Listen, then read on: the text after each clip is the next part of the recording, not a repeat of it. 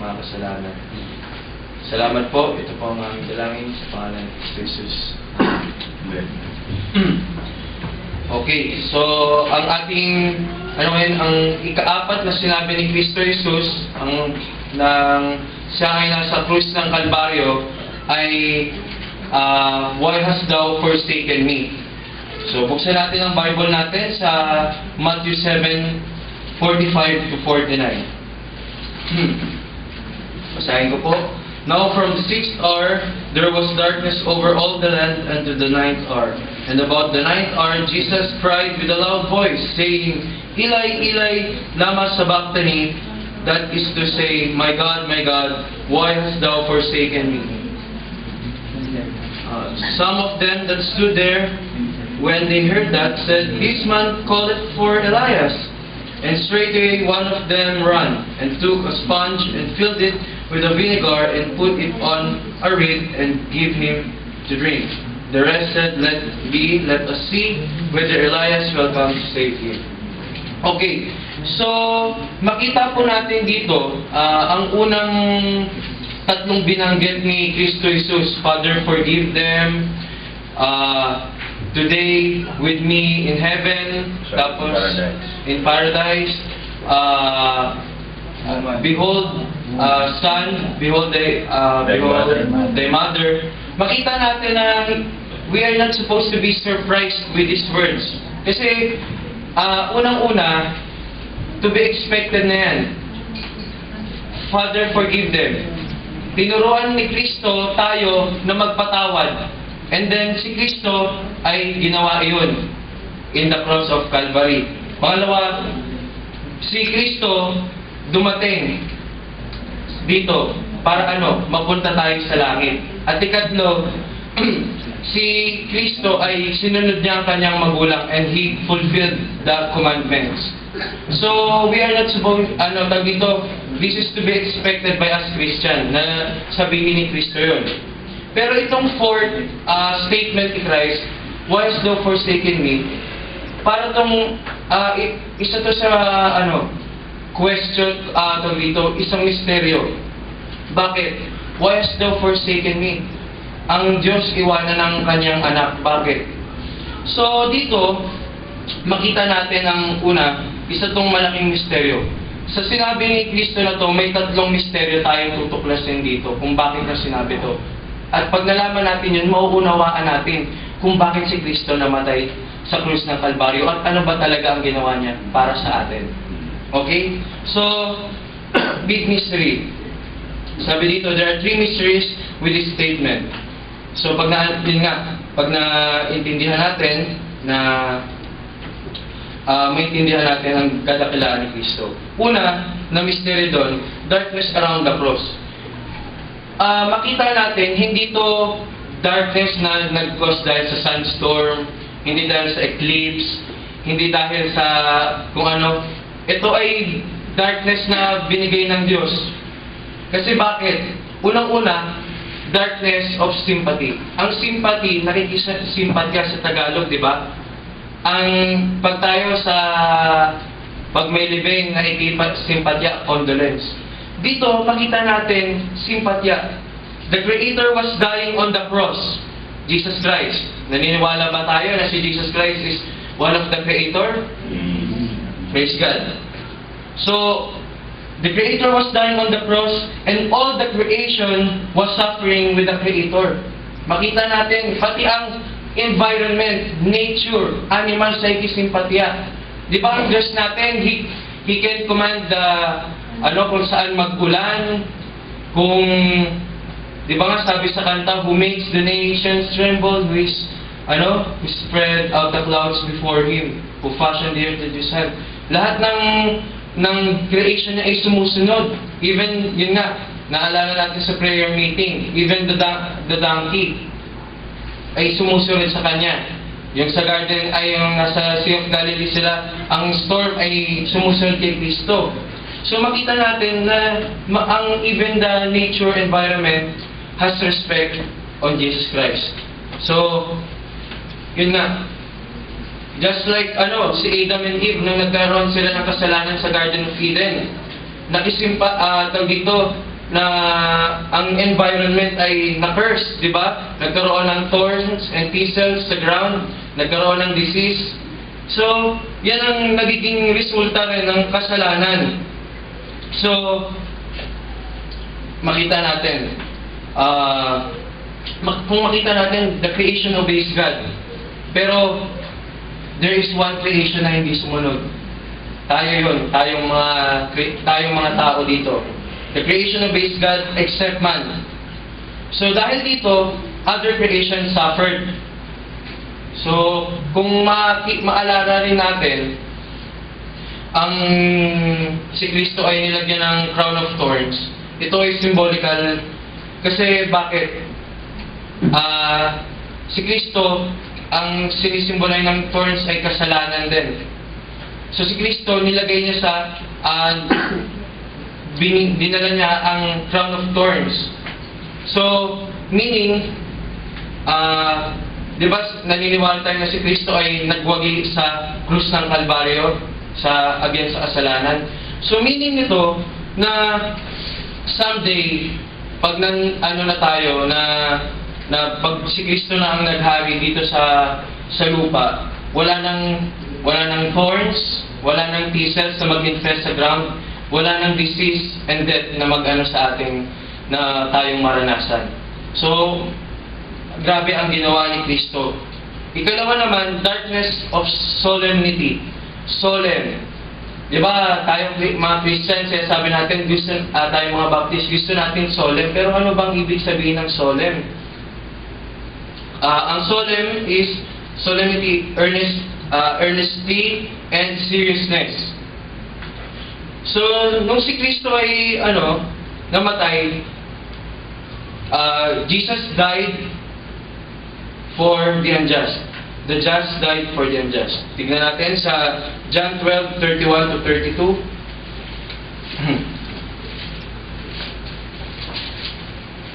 John 12:31 to 32. Now is the judgment of this world. Now shall the prince of the world be cast out, and if I be lifted up from the earth, will draw all men unto me. So makita natin si Jesus Christ ang tinutukoy dito. So, our Lord's death on the cross was a very solemn, serious, and holy event. So, hindi to biro-biro na yung iba na gino-joke time lang yung pagkamatay ni Kristo. Hindi. Kasi, ito na yung pinaka-ultimate na tawag dito, na offering. Kaya, ayun nga, sabi nga ni Brother Base, yung may mga nagpapalo sa sarili, yung mga pinapako nila yung sarili nila sa Pampanga nga, di ba hindi, yun, it is a sign of disrespect na, na nga, si Jesus Christ na nga nag-paid ng ultimate, offering, and then, gawin mo pa yan, parang siya sabi mo, Lord, kulang pa yung ginagawa mo. Hindi pa sapat yan. Hindi kami kontento sa ginawa mo. So, hindi dapat ganun. That i-recognize natin ang ginawa ni Kristo sa krus ng Kalbaryo. So, dito, naalala ko nga rin yung sa Exodus, symbolical din yun yung before yung sa 10th plague. Di ba, yung 9th plague, yung 3 days, walang liwanag sa Egypt. Dito rin, 3 hours si Christ, walang puro nabalot ng dilim.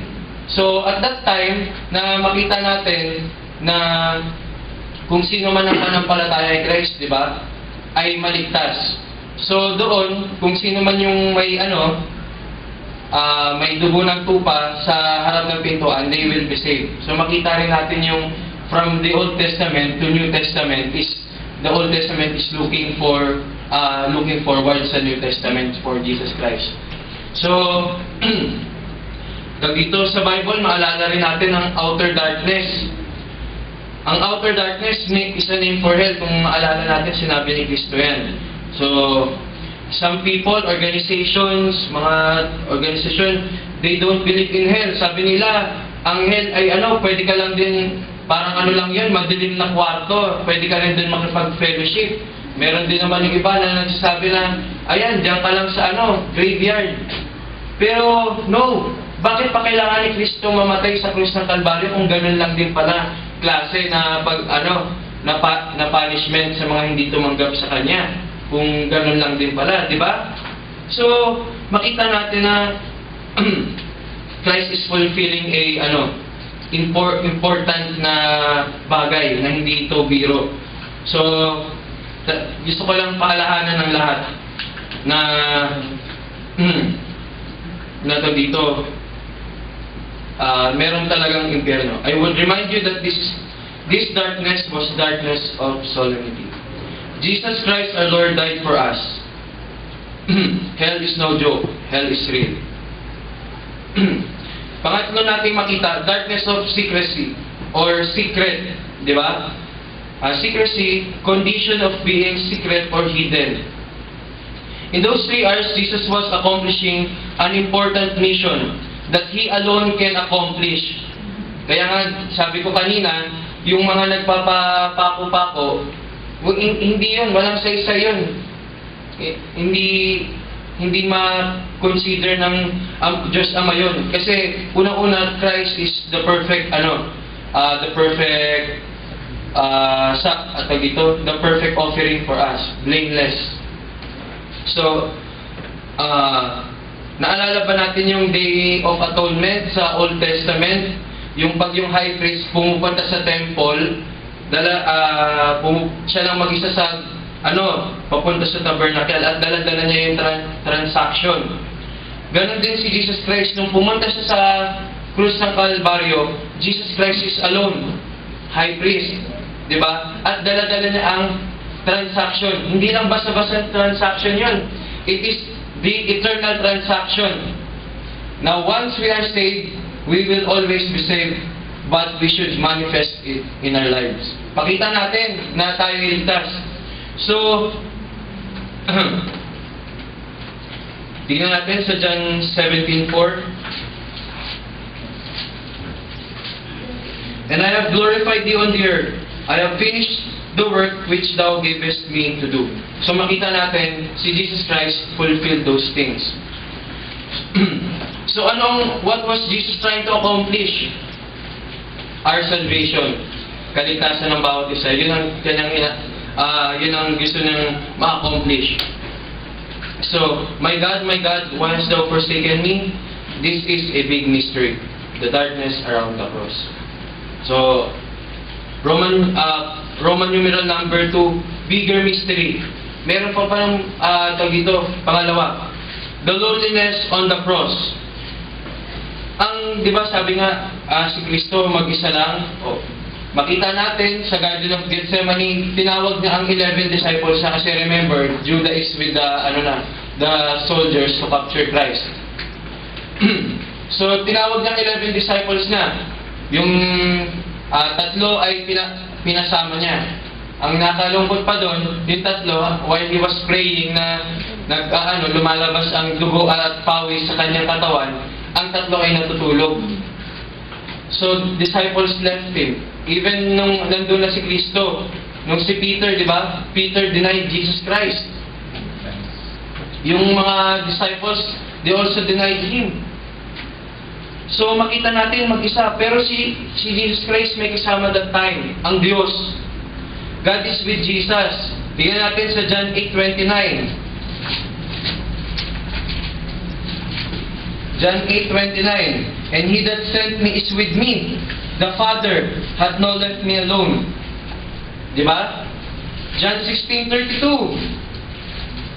Hindi iniwan ng Diyos ang kanyang anak. John 16:32. Behold, the hour cometh, ye is now come, that ye shall be scattered every man to his own, and shall leave me alone, yet I am not alone, because of the Father is with me. God is with Jesus. Ngunit, nung nandoon na siya sa krus ng Kalbaryo, God turned His back from Jesus. Bakit? Dahil sa kasalanan natin. Lahat ng kasalanan na ginawa natin ay napunta lahat kay Kristo. Napunta lahat kay Kristo at kanyang pinagbayaran. So, may mga tawag dito, Kita nyo, ang Ama, matalikuran niya ang kanyang anak para sa atin. Di ba? Ang kanyang buktong na anak. So, grabe yung pagmamahal ng Diyos.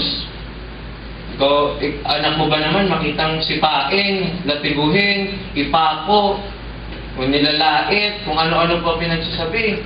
Matiis mo yun. Pero God the Father did allow it para sa ating mga makasalanan. God has never forsaken us. We may feel that God abandoned us sa mga problema, sa mga trabaho, di ba? But that is not true. Tignan natin sa Acts 17:28. Siya sabi dyan, naiwan ka lang ng tignan natin para mas maigi. Acts 17:28. For in Him we live and move and have our being. So kung iwanan ka lang ng Diyos Ama, ng isang segundo, panigurado, patay ka. Kasi sabi, for in Him we live. Kung dahil sa Diyos Ama, tayo ay nabubuhay. Diba? If God leave us even a second, mamatay talaga tayo. So, God was with Joseph. Diba? Joseph the dreamer, when he was in supper in Egypt. Daniel, David, nung mga problema.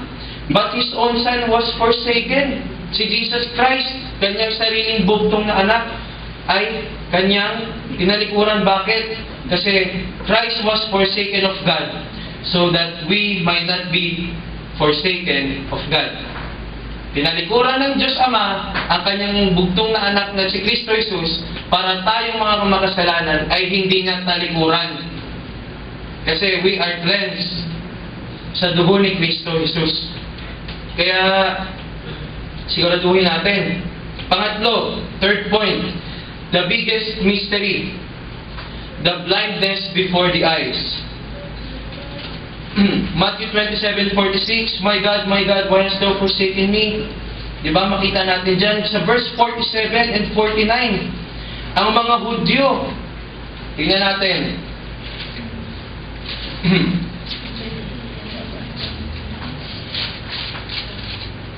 Matthew 27, 47 to 49. Makita natin. Some of them that stood there, when they heard that, said, this man was called for Elias. Verse 49, the rest said, let us see whether Elias will come to save us. Makita natin na sila ay bulag. Bakit bulag? Di ba ang mga Hudyo, they believe in the Old Testament. They don't consider nga as Bible ang New Testament Di ba? So tignan natin sa Psalms 22 verses 1 and 2. Makita natin na ito ay prophecy. Psalms 22 verse 1 and 2. 22, 1 and 2. My God, why hast thou forsaken me? Why art thou so far from helping me? And from the words of my roaring. Verse 2. Oh my God, I cry in the daytime, but thou hearest not, and in the night season, and I am not silent. So, di ba? Ginagawa na ni Kristo ang nangyari sa Old Testament. Pero, dahil bulag sila, hindi nila alam na they don't consider Christ as their Lord and Savior. Hindi nila na-recognize na si Jesus Christ pala yung nagsasabi sa Psalms 22, 1 and 2. Di ba? Grabe yung pagkabulag nila. Kasi hindi nila kino-consider si Christ. So naniniwala ako we consider Christ as Lord and personal Savior. So Jesus was fulfilling this verse sa verse 7 and 8, di ba? Sabi pa ng people, tingnan natin, ito pa sa verse 7 and 8, ito yung mga ginawa ng tao. Pinagtawad, they didn't see me, love me, to scorn, they shoot out the lip, they shake the head. He trusted on the Lord that He would deliver him, let Him deliver him, seeing He delighted in him. So yun pa yung mga ginagawa ng tao, pinagtatawanan, inalipos ang Diyos. So, makita natin na ang misteryo na yan, maintindihan natin na yung sa darkness around the cross, sa darkness of solemnity, and biggest mystery, yung blindness before the cross. So, ako, I trust that we are not blind today. Hindi naniniwala ako. So, by faith, we have seen Jesus Christ who died for us. So, once na ang Kristiyano ay dito, makaligtas, sabi nga sa Proverbs 4:8,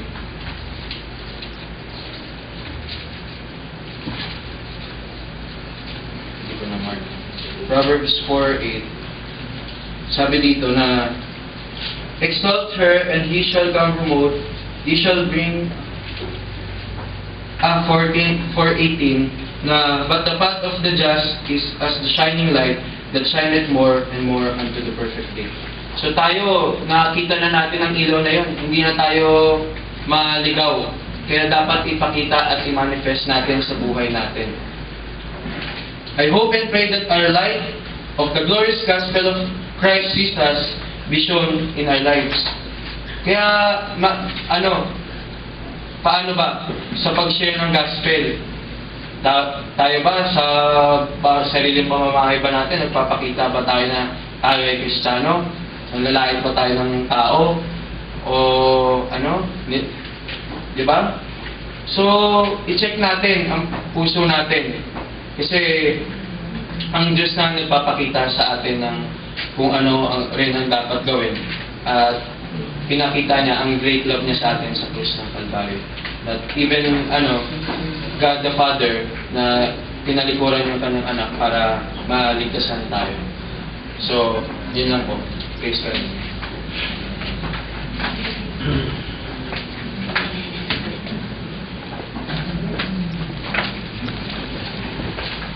Yan po. Tingnan po natin ang